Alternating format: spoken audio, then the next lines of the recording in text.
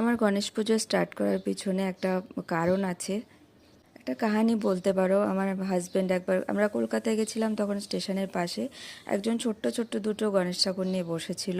ওর দেখে খুব পছন্দ হয়েছে, তো ছোট্ট ওই সাদা ঠাকুরটা কিনে নিয়ে এসেছিলো। আমরা তারপরে গুজরাট চলে আসলাম।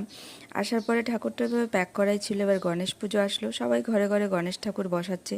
তখন আমার মেয়ে খুব জিদ করলো, আমরা গণেশ ঠাকুর বসাবো।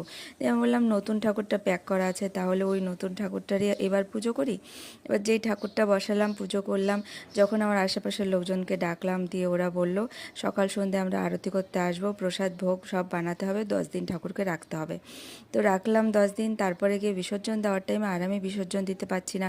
ঠাকুরের প্রতি একটা মায়া জড়িয়ে গেছে যে এত শখ করে ঠাকুরটা এনেছে, আমি বিসর্জন দিয়ে দেবো। দিয়ে আমি ঠাকুরটাকে বিসর্জন দিইনি। তার পরের বছর থেকে আমি প্রত্যেকবার ঠাকুর আনি, পুজো দিই, 10 দিন রাখি, দিয়ে বিসর্জন করে দিই।